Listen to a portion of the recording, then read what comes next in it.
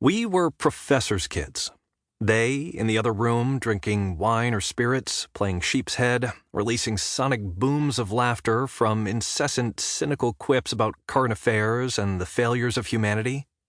We, in the TV room, den, trying our best to emulate the worldliness of our parents, watching Monty Python, understanding some of it, and secretly wishing for attention from the parental gods in the other room, that they might share little bits of their wisdom and provide us an edge over the Philistines at our Wisconsin grade schools.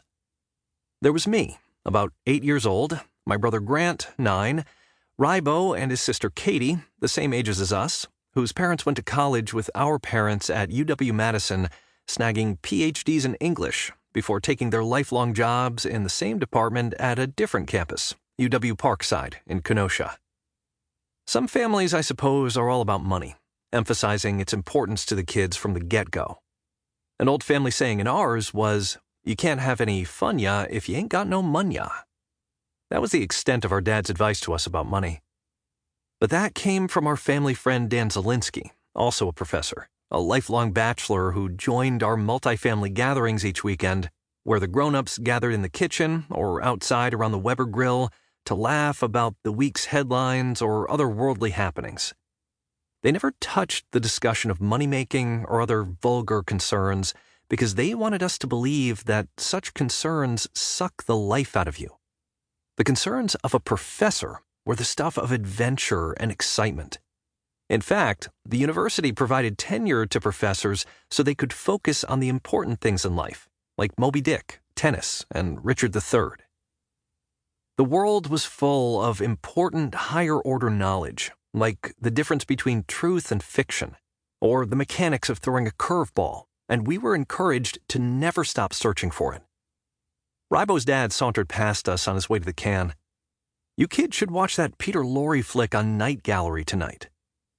We were expected to have good taste in film and music, understand things that other kids didn't, be exceptions to the average schlubs who made up post-war, mid-century modern America.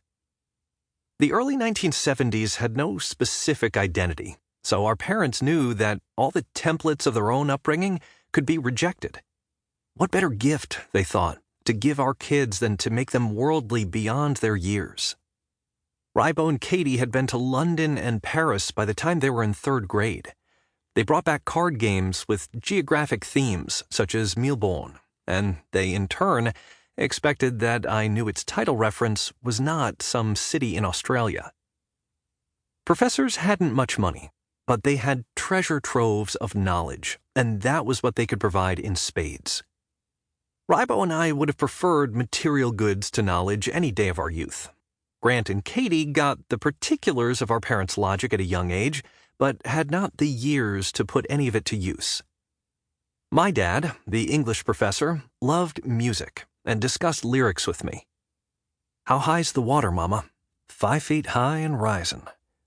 "You see, Grego, when the water reaches the height of the levee, it's going to overflow. So Johnny Cash is singing about their house on the floodplain of that river." I wanted to impress my dad, so I couldn't admit the truth.